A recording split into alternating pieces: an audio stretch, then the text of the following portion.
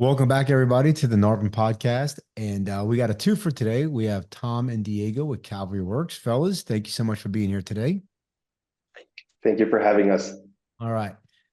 So, Diego, you and I work together very closely at Empire Industries, where, I tell the story numerous times where we had 30% churn rate, mainly due to maintenance. You then worked with us over at Mind, and then you and Tom started Cavalry Works. How'd that come about? Because for those of you who do not know, Diego was actually a virtual assistant or remote team member out of Mexico, and now he owns a company that services the property management industry. So super proud of you, buddy. Tell me how it happened, and of course you can tell everybody how I was very instrumental in your growth. Yeah. No, you were a very big mentor for me, Pete. Well, as you know, I started from the very bottom, as a virtual assistant. I think back then it was, a PM assistant, not necessarily a maintenance coordinator yet. That's where we started. We started to notice that, maintenance was the biggest issue. I felt like it was the biggest issue when it came to losing owners, as you just mentioned. And so we started to build out maintenance processes, as you recall, and little by little, we started to perfect maintenance, seeing what were the biggest issues, what things were the biggest type of work orders that we would receive on a weekly basis, finding ways to troubleshoot them to save time, to save the owner's money and so on. And so I actually, I learned a lot from you and Steve when it came to building out processes, and building out the actual department. From there, we moved to Mind. We implemented all of those processes at Mind, but we did it at a bigger scale. If I'm not mistaken, they used to have around 9,000 doors. They went up to like 18,000 within the year. And so we were able to put those processes in place, and it turned out great. Maintenance was no longer hindering, the company from actually scaling and growing and acquiring more units. And so one of the things that I noticed after I left Mind was there were so many companies out there that needed that help, that needed those processes. And that's how I ended up working at Austin Investors. I was able to implement the same processes, improve in a lot of ways that I felt like, there were areas that needed to be improved on. And from there, I actually met Tom. So I'll let you, tell Yeah, a bit so about that, so Tom. Tom, you were actually you owned a roofing company. So Diego's seen it from the PM side, and I'm guessing you're seeing it from the vendor side and how hard it is to work with PM companies from time to time. Take me through that journey. Yeah, correct. Well, I didn't own a roofing company, but I was I was a roofing sales representative, if you will, and I also did repairs and so on. But that was the time when there was a time where I was knocking doors. So the regular, back in Texas, there's a lot of hail storms, and one of the things that happens then is that your insurance has to be getting involved to claim a new roof. And one of the things that is often done in the industry is knocking doors, making sure like, hey, have you had your roof checked and all of that to then start the process. Now, I was kind of tired of doing that, to be quite honest, and I was looking for bigger ways, better ways to earn a living. And then I started knocking doors on property management companies to basically tell them like, hey, why don't I inspect all of your roofs? And I'll do it for free. And then I will give you a report. Worst case scenario, your owners will know at least what's going on and our recommendations. There's, no obligation to do anything. So, and Diego was one of the first that said, yes, let's do it. And so I inspected personally over 500 roofs in the next 3 months, and we got like almost 70 replacements, 200 repairs. So it was a great success. So then afterwards, I asked Diego, I was like, hey, are you the only one who maybe wants to do this? Do you think we can go national with this? And he said, yes, but you're also forgetting about all of the other trades. And then we got talking. He started telling me about the Bible that they wrote, about processes and how maintenance should be done, how big of a problem it is in the PM industry, and how vendor rebates work. So that we put all of that together. I love building processes. I love tech. I love making everything automated. So we were a perfect match. So Diego has all the knowledge. I try to, pick up all the knowledge as soon as possible, and we just build a company out of it. So Diego, let's talk about the Empire days. Because Empire is a microcosm of the industry as a whole, is what I think, right? Maybe we had a little bit bigger problems than what most people are, just because we had more doors, which we had more, more work orders. So, what were some of the challenges that Empire has had that you see other clients have? What were some of the common threads that somebody's listening to this? They're probably gonna be like, "Yep, that's me. Yep, that's me." So, what were some of the things that we saw at Empire that we were able to solve? And then now Cavalry, that's what they do, is they solve these challenges. Yeah, so one of the biggest challenges I see are, since there's no structure, PMs tend to dictate how maintenance should be, how it should be run. And what ends up happening, if you have three different PMs, those three different PMs might give you a different version or a different answer depending on the scenario, right? And Lack of so, consistency. Lack of consistency. exactly. And so when that happens, now you have a very confused virtual assistant or coordinator. I was there, that would get different answers every single time. So that's what we see commonly in the industry. If the PMs are handling maintenance, they're usually doing it the best way that they know how. But that could be very different from the way that other PMs are doing it in the same company. And then if you do have maintenance coordinator, the same thing happens. Then also the PMs are also having to, spend over 80% of their time on maintenance, taking on escalations, answering questions and so on. And yeah, it's not efficient. So once you have processes in place, like the ones that we started to build at Empire, that's when you start to overcome those difficulties, yeah. I would say two things that we did that were instrumental that you helped with was, number one is, we actually, when we were building the Bible, as Tom called it, we were building it and we realized that there was a lack of policy. There was a huge lack of policy, right? And policy is not a process, right? They're different. So the policy was whatever Pete felt that day, right? Because it would get escalated to Pete, the owner, and Pete would be like, "Yeah, I'm in a good mood today, so let's go ahead and give them a rebate or do this or do X or Y or Z." And so while we were kind of steamrolling the process, we realized there was lack of policy. So if you're listening to this and you do not have a policy and something pops up and you don't have a policy for it, you need to create a policy with the team and create a policy and move, and that becomes the policy. And then you have to put it in some kind of Bible manual, documented somewhere. So when it happens again, it's not how you feel, you actually have a policy. Right. So that was the first thing that you and I created.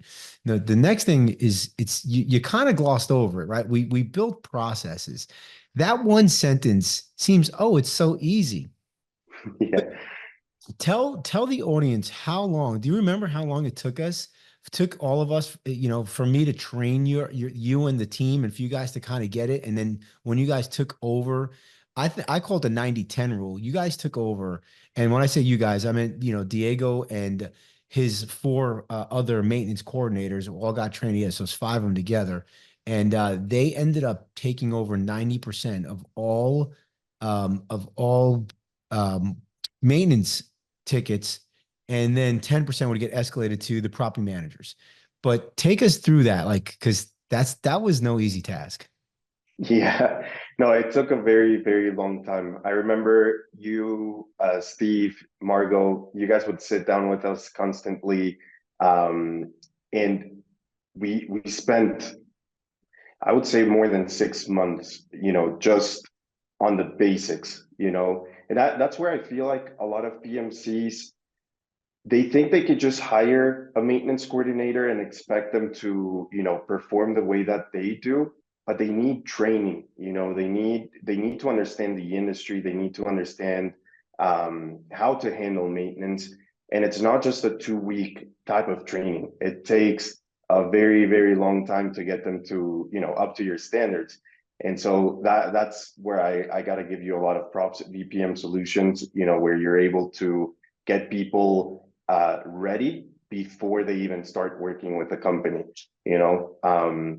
What we do is we go and train individuals for countless months, just like you used to, so that they're prepared to handle maintenance once we're handling maintenance on behalf of a property management company.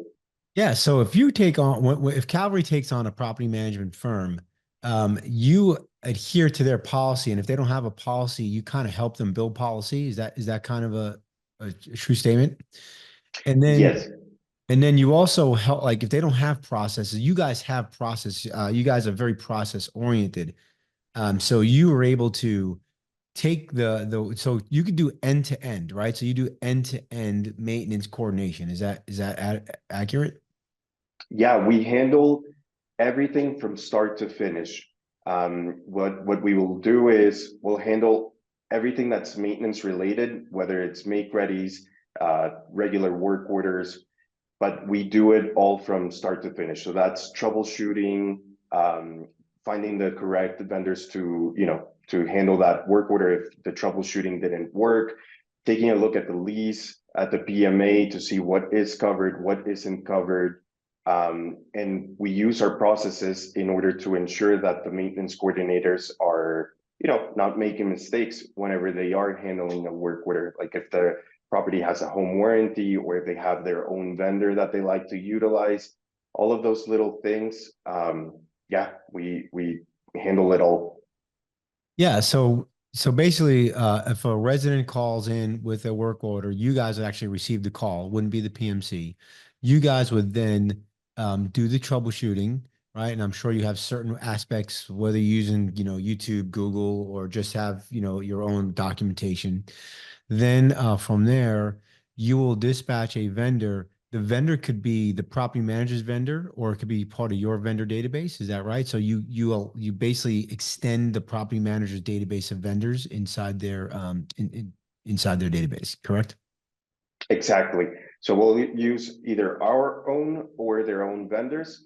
A lot of times we've noticed that they want to use their own vendors at first until they see that maybe they're not performing as great as they thought, because we love looking at data and KPIs never lie, so we'll look into how long a work order was open for, which vendor was assigned, what the tenant satisfaction was, and we'll gather all of that information to decide whether someone is actually worth using for the work orders or not.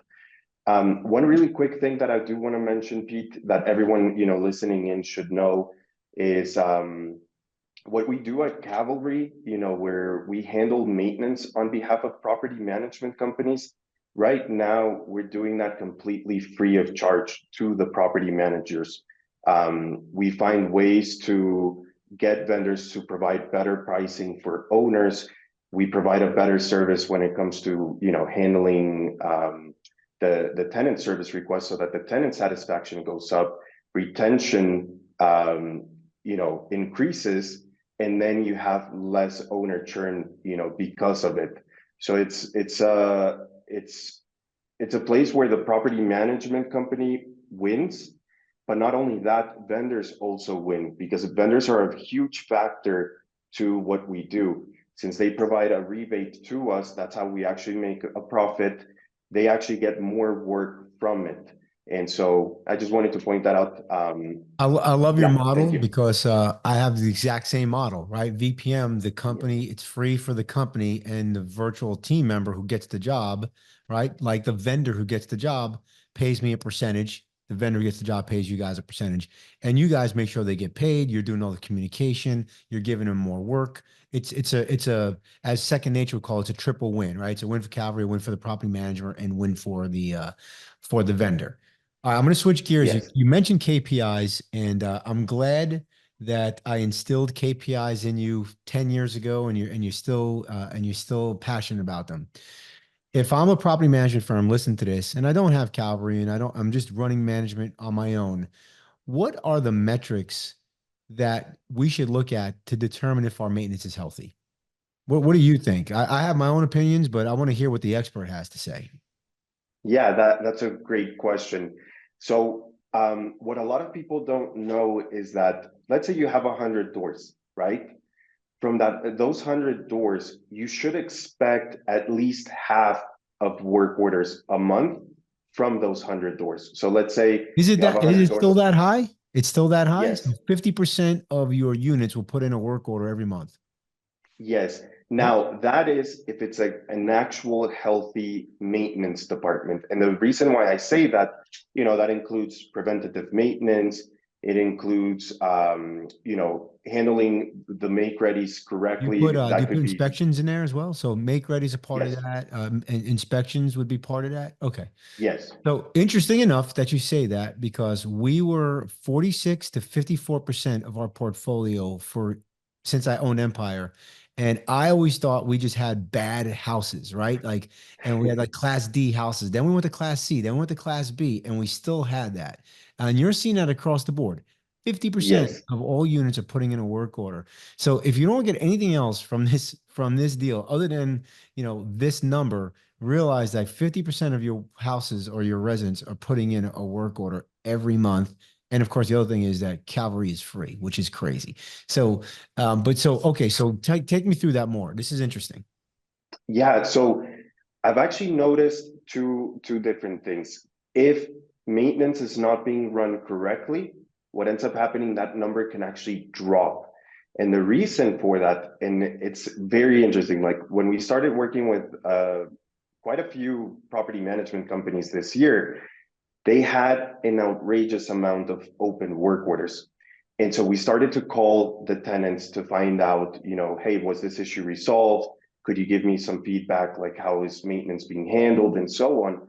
And you would be surprised by how many tenants said, I don't submit new service requests unless they're an emergency because I know they're not going to be handled. So Wow. that was a very, big statement from a Those are lot of household. tenants. Yeah. Exactly. Because So they my lose guess is those trust. residents would probably not renew their lease if they know that nothing, Exactly. right? So the Exactly. turn becomes more expensive, and the turn becomes now your lease life is down to 12 months, which that's crazy.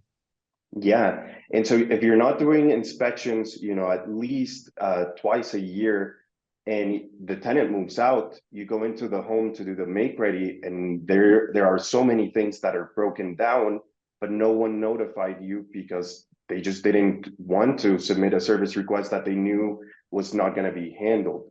And so what we've noticed is once Cavalry goes in, we start cleaning up the work orders, we start handling maintenance and gaining trust with those tenants again. Then tenants start to submit new service requests, and they're like, hey, now that I know that you're here to help me, I want to let you know that there's this issue. Could you please help me with this? And so what ends up happening after you start a cleanup, that's what we call the maintenance cleanup. Hmm? What ends up happening is now that number goes up slightly before it starts to come down. So there was a client, they Right, had, because they waited months and months before they put in the work order. Now everybody realizes. So now there's a backload of work orders, and then it smooths out again. exactly. And so there was a particular client, and this has happened so many times, but this particular one had 380 homes, but they had over 400 open work orders, and they didn't even Wow. realize that they were open. And that's what we're noticing a lot of times, that there are so many things that get put behind that no one is even looking at or touching. And some work orders were from 2019. That and those And are so all of those are negative reviews and lawsuits. All they're just sitting there exactly, waiting to kind of mushroom up. Um, exactly. I got on this. I do have a quick question. I know you're not a lease guy, but I'm going to ask anyway. And if you don't know, it's okay. But Yeah. some people put in their leases that the resident is responsible for the first X dollars of a of a work order. Do you come across that very often? And if so, do you think that that prevents people from putting in work orders and then you just have deferred maintenance when you do the make ready? Actually, Pete, from every client that we've onboarded, none of them have that policy in place. Interesting. Okay. And yeah, and so I actually personally I wouldn't recommend it because just like you said, what would end up happening is a negative trigger, which is tenants not submitting service requests because they don't want to pay for that upfront fee. You know, I do believe it's best to separate what are true tenant responsibilities and what are owner responsibilities. Like, for example, once the tenant moves in, maybe the lawn, the pest control, that would be the tenant's responsibility.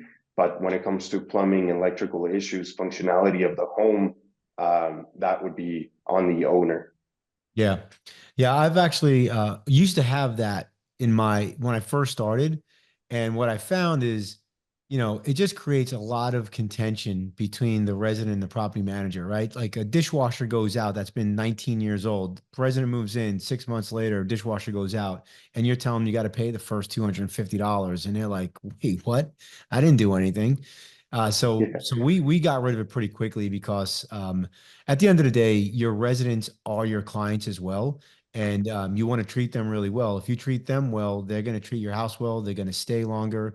And let's be honest. If you're listening to this and you're a property manager, most of your owner clients leave you when the property's vacant. They don't leave you when the property is running pretty well.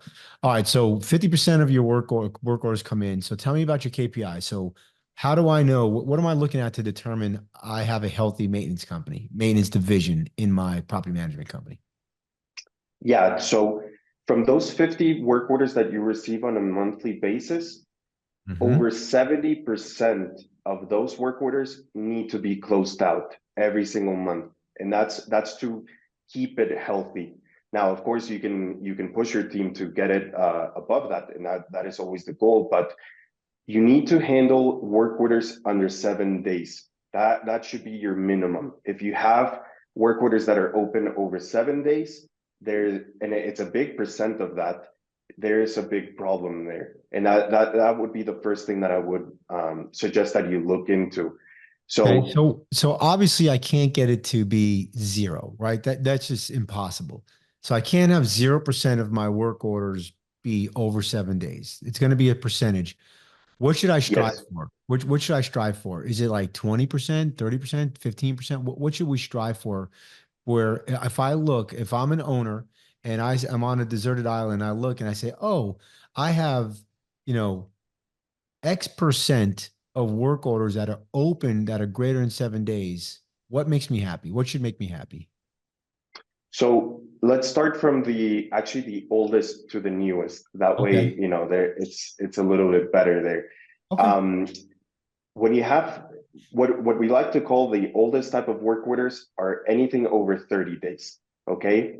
Anything over 30 days, it should be less than 2%. That should be your goal. That should be your minimum. And Okay. you use that for, if you're doing a roof replacement, there's an insurance claim or a big construction type of project. That's what you use that 2% for. Got it. Now, Okay. then you look into what it's the 15 or 14-day type of work orders, right? The ones that surpass that. Why are those so important? When a work order surpasses the 7 days and the 14 days, it starts to double in the amount of time it takes you to actually handle that work order. Because the tenant is going to be impatient, the owner is going to be impatient, and everything's going to start to get escalated. So that should be less than 10%. Less than 10% should go to that. And anything over 7%, again, you wanna push your Over 7 days. yeah. Oh, sorry. Anything over 7 days, you know, you want to keep that below, the goal should be 80% of those work orders should be canceled out, you know, within that that time frame, within those 7 days. But if you have, you know, 20% that surpass that 7%, that's not a bad number. All right. So if I'm looking at three numbers, percent of work orders open greater than 7 days should be, if it's 20% or less, I'm healthy. Over 15 days old, if it's 10% or less, I'm healthy. And over 30 days, if it's 2% or less, I'm healthy. If it's Yes. greater than those numbers, now I'm going into unhealthy, and my maintenance division is not running peak performance. And I get it. There's reasons why you have work orders over 7, 14, and 30 days. That's why it can't be 0%. I get that. Okay. So big fan of that. Go ahead, Tom. Yeah, I just wanted to say an easy calculation that we also implement if you want to have like a quick view rather than digging into the KPIs. So per every 100 units that you manage, you should have around 12 to 17, well, let's say 10 to 15 open work orders if your average closing time is around 7 days. If it's around 14 days, which may be the case, then you should double that. It should be around 20 to 30 open work orders. That's like a quick view. If it's far above that, you know there's something, and then you go dig deeper. Okay. All right. So I like that. Now tell me about, you know, Property Meld and some of these other softwares. They have like a tenant rating system. Do you guys look at the tenant rating system at all? Yes, KPI? definitely. That is one of the most important metrics that you should be looking at. And if it's anywhere below 4.2, you should really be questioning what's going on. So give me examples of what brings a rating down. Give me an example of why a rating would go down. It could be, you know, the main one is communication within your team with the tenant and letting them know what's happening, you know, what they should expect and so on. It could also be the vendors that you're utilizing. Maybe they're not good at handling those type of issues, or they did the repairs incorrectly, or maybe they didn't even complete the job. Those type of things would really hurt that metric. So, and of course, the days that goes longer and longer reduces that as well, right? So if I'm at 14 days, yes, and it should be really 7, my rating is going to go down. Is that correct? yes, correct. Why are tenant ratings important? And I think we hit on this already, but I'm going to ask again. Yeah, Is it big basically because they stay in the home if they're yeah. It correlates to them wanting to renew the lease. If their tenant is unhappy, they're not going to want to renew the lease. They're going to look, you know, somewhere else to manage, and that's usually when you get really bad negative reviews on Google as well. Most tenants, if you look at the Google reviews, most tenants will leave a negative review right after they move out, and you know, or once they get the deposit, basically. But that usually correlates to that. Mm-hmm. And I'll also say one easy way to improve your tenant ratings is, first of all, ask for more ratings. So if you never ask a tenant to put in a rating, chances are that negative ratings will be more likely to be submitted, right? Yeah, right. But also, People only put in bad ratings on, like they don't put in good ratings normally. Yep, got that. Okay. yeah. So, but then also, if you just implement one simple thing, that is ask your maintenance coordinators to call the tenant the next day or a few hours after the work was scheduled. You call them, you're like, hey, how did it go? Was the job complete? How was the vendor? Was he on time? Just ask 2, 3 questions. Now all of a sudden you have a bunch of information. Are they happy? Are they not happy? If they're happy, ask for a rating. But also if they're not happy, you nip it in the bud immediately. You're like, hey, I'm so sorry. I'm going to look into this. And now the tenant feels It's an opportunity to get a good rating because you take a bad yeah, and over also to a good. they feel heard. So now all of a sudden there's a relationship that you're building. And it doesn't work if you do it every now and then. No, if you just do it every single time, you catch problems really fast, and tenants are happy, they feel heard, and it's an opportunity to ask for a good rating. Yep. Works great. You always ask for the satisfaction rating or a positive review when they're happy. right? So if they're Yes. not happy, you don't ask for the rating. You take care of it, you make them happy, and then you ask for the rating. Exactly. Brilliant. All right. Are there any other KPIs that you guys are passionate about that you should be looking at that gives you a core, like that basically tells you if your maintenance is successful or not? Yeah, Those, communication, Diego. Yeah, I would say the yeah, number of messages. Yeah, yeah. So those would be the basic and the main core ones, but one that no one really likes to focus on is communication. How many messages, were sent out with the tenant, with the vendor, that will ensure you that you're actually handling that work order correctly. So anywhere above 18 messages per work order, that That's a will problem. that what? That's a problem, right? 18 messages means that's a big problem, or is that a good thing? No, that's a good thing because that means Really? you're communicating with the tenant, you're letting them know, hey, try these troubleshooting steps, see if that works, right? You can have automations in place to send out troubleshooting type of messages. You're also keeping the tenant informed, like, hey, the tenant is scheduled for X date. You confirm that appointment with them. You basically utilize the platform, whatever platform you're utilizing, for open communication with the tenant so that everything is documented. And if there's no communication happening, what I've noticed is companies that have that, if you have meld, the communication number is below 18, that usually means the tenant is not receiving enough information. They don't know what's going on. And so that usually correlates to a negative review because they didn't, sometimes a That tenant will is, put in a bad review because they didn't know it was scheduled, yeah. or things like that. That is super interesting because I would have thought 18 messages means hell, you're just going back and forth and you're kind of fighting with the resident, but it's actually I'm sure there could be times when you have 23 messages and it's not going good. Things are getting escalated. But you're saying in a normal circumstance and you're keeping people updated on what's going on, if you have 18 messages, you're going to get good tenant satisfaction.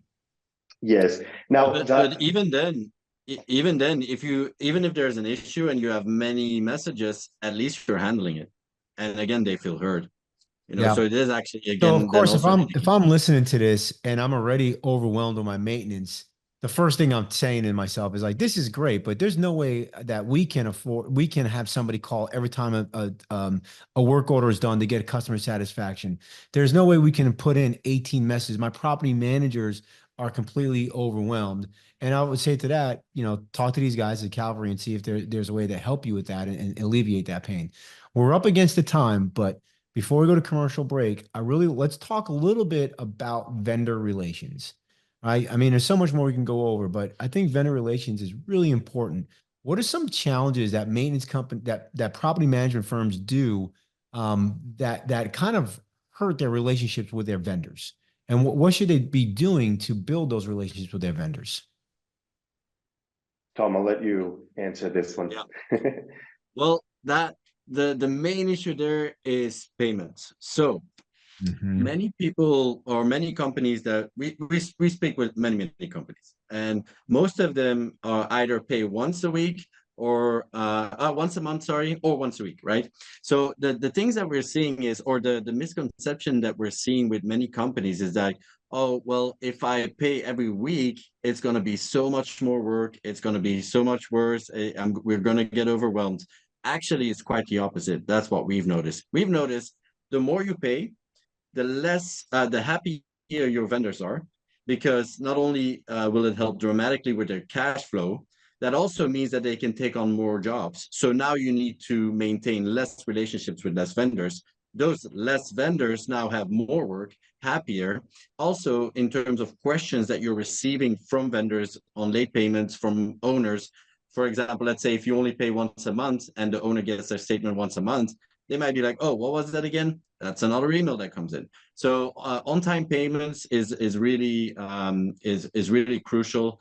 I Happy found that vendors, also go above and beyond for you, right? They oh, know they're going to get paid. If 100%. you put in invoices by Tuesday, you get paid on Friday, and they'll go above and beyond. Matter of fact, at Empire, we went from monthly to every 2 weeks to weekly, And when we Yeah. went to weekly payments, our vendors were a lot happier, and they would go above and beyond for us.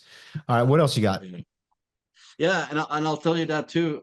So vendors work with different PM companies. If a vendor works with one PM company, they usually work with different ones. And then for you to pay every week, you will stand out, guaranteed. Then also communication, setting expectations, very important. Vendors appreciate it so much if you just give them feedback. You're like, hey, vendor, we're looking at your KPIs. You're really fast at responding and accepting the job, and then you're fast at scheduling even, but you're really lacking a little bit in creating the estimates. We have to wait 3 days for an estimate. That, if you can improve there, now you're with the top 5% of vendors. They appreciate that so much. Sometimes they just don't know. They just Yeah. need guidance. And when you give vendors feedback and you give them guidance, they feel heard. Once again, you're building a relationship. It's all they want. They want more predictable income, and they know that predictable income comes when you build a relationship with them. Yeah, one of the challenges that we had at Empire, I don't know if you remember this, Diego, was that the vendors wouldn't give us the invoice. We'd have vendors Yes. that wouldn't invoice us for weeks, sometimes months. I had one vendor, Endurance Plumbing, loved them. They were really nice guys. But they, at the end of the year, would do their books and send me invoices from like January of, Yeah. of that previous year. They went out of business, by the way. So if you have vendors that cannot get your invoices, that's a telltale sign that they may go out of business. And if you remember, Diego, we actually put in a KPI for our maintenance team that they had to close a high percentage of work orders, but the policy was you could not close a work order until you got the before after photos and the invoice. And Yes. what that did is that made the team put pressure on the vendors, and you guys decided to use the vendors that would start invoicing us, right? Because you Yeah. wanted to close your work orders. So very interesting. So what about Tom? What about like doing like a vendor appreciation or a vendor onboarding? Like what are your thoughts on that? If I'm a property management company, is there value there, or is it just kind of a waste of time? What do you mean exactly by vendor appreciation or? Like maybe having a party for vendors, like a quarterly, like they're kind of like your owners and your residents. They're a big part of us. So, um, you know, just like when I onboard a vendor, do you do a Zoom meeting with them and kind of go over the rules of the games and have an agreement with them? Like what is the onboarding process? What should that look like? And then afterwards, like, do you have a party and just like appreciate your vendors every once in a while? Yeah. So what we do is we set the right expectations. So we have a vendor onboarding team continuously onboarding new vendors, trying new people out, giving everybody a chance, basically. And then we set the right expectations. So we have a list of requests that we want. One of them is invoicing within a week, preferably. And then we set the right expectations before pictures, after pictures, for make readies. These are the steps that we want to follow.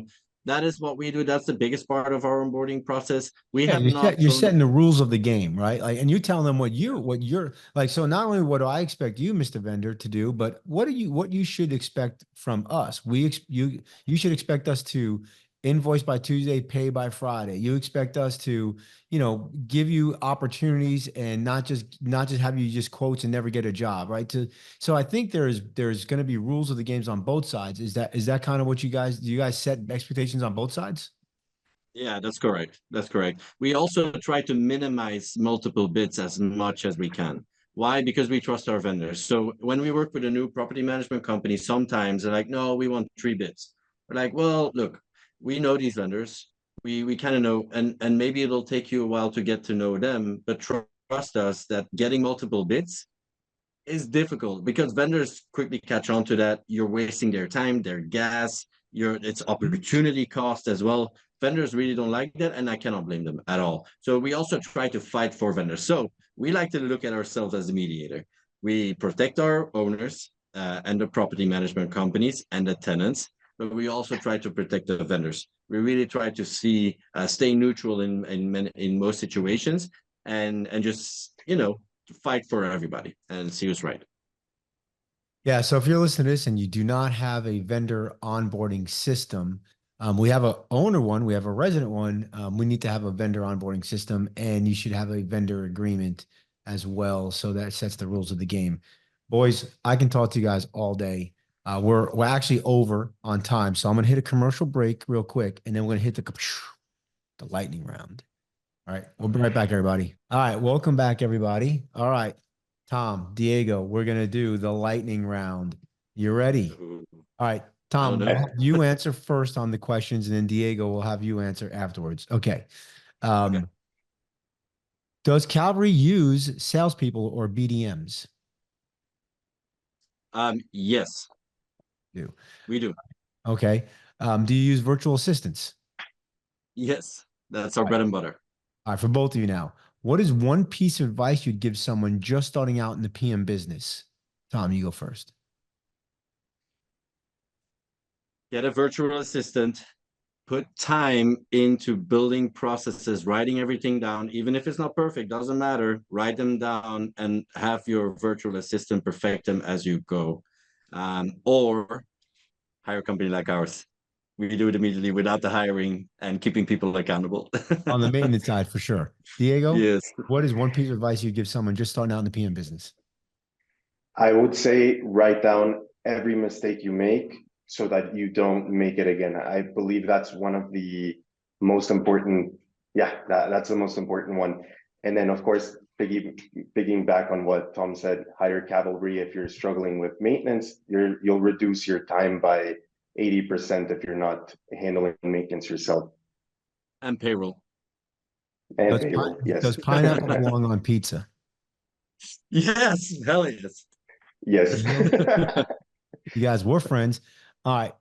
Favorite fast food restaurant, your go-to if you ever have to have fast food. In and out. Ooh, that's a really tough one. It's because I have so many, but Your go-to, which one? Jesus, Wingstop. That's the first one that came Oh, to. okay. Yeah. Interesting. All right. Um, Tom, what was your first job? Army, 10 years. That was your first job? Seriously? Yes. You didn't Yeah. work when you were in high school? Oh, You yeah. lazy Okay. So lima I did bean? 1 month working in McDonald's. Yes. I did 1 month in McDonald's when I was That's 16. why it's In and Out, not McDonald's, is your fast food favorite. Oh, yeah. No, exactly. Diego, what was your first job? I actually worked at a jewelry store. It was pretty amazing. Did you have ice all around you? Were you able to borrow stuff from there? Yes, actually, the owner would allow us to, to use jewelry while you were working so that you can actually, shine. Tom, what is one thing most people don't know about you? I'm bald. Diego, what's one thing most people don't know about you? Mm, I love to paint, draw, and I box. I can see who the Hmm. creative one is and who the process guy is. Tom's the process Yeah. guy. Yeah, All right. yeah, I should have said I'm actually a registered nurse. That's something nobody knows of me either. Oh, that So that's good because I can tell you're that should have bald. been I, better. I'm watching you on video. If you listen to Yeah, this I on know. audio, but we do video Go as well. All right. on. All right. What is one book that you're currently reading or have read that has impacted your life or business that you would recommend? Oh, give me a sec. Um, Go ahead, Diego. I would say, well, right now I'm reading, Jesus, I don't want to butcher the name, Scaling. Scaling Up by Vern Harnish. n- No, Scaling. Jesus, I have it. I left it in the other room. Jesus, let me think of Must be the super title. impactful. If you can't even remember the damn name. All right, Tom, let's go to you. Do you have a book that you're that's impactful in your life? Yeah, it's Choose Your Enemies Wisely by Patrick Bet-David, and it's not so much about enemies; it's more about creating a life and business plan, and always choosing an enemy to keep you hungry. Okay. I read his other book. What is it? Like Your Next Seven Moves or something like that, I think it's called. It's Yeah, play on chess. I like that one. yeah. All right, Diego, cats or dogs? Dogs. I have four. Tom? Cats. I have You're a cat four. guy. All right. That's Seriously. something that most people don't know about you. Right? Okay. If somebody listens to this and they're like, holy crap, this is exactly what I'm looking for, how do they get in touch with you guys and learn more about Cavalry? Well, We have a special offer for all NARPM members. It's basically we will take a look at your KPIs and we will give you a free assessment of what we feel the health score of your maintenance department is. And then from there, during the call, we can discuss whether or not we would be a good fit. But I suggest going to the website, scheduling a call with us, and allow us to just check it out. And It won't take too long. that website is? Mhm. Yeah, it's cavalry.works. So like here comes the cavalry, not cavalry. It's a CAVALRY.WORKS because cavalry works. Cavalry.works. All right. Yes. And if you are listening to this and you're not a NARPM member, please give the folks at NARPM a call or go to the website to join. We'd love to have you as a member, narpm.org, or you can call them at 800-782-3452. And if you are stressed, your property management team is stressed, they need help, they're overworked, overwhelmed, and you want to hire um, high character remote team members, people like Diego, who's actually was a remote team member for Empire back in the day. Go to vpmsolutions.com, or you can email me at pete@vpmsolutions.com. Tom, Diego, thank you so much for being here today. And everybody else, we'll see you next time. See you guys. Thank you. Thank you, Pete. Bye.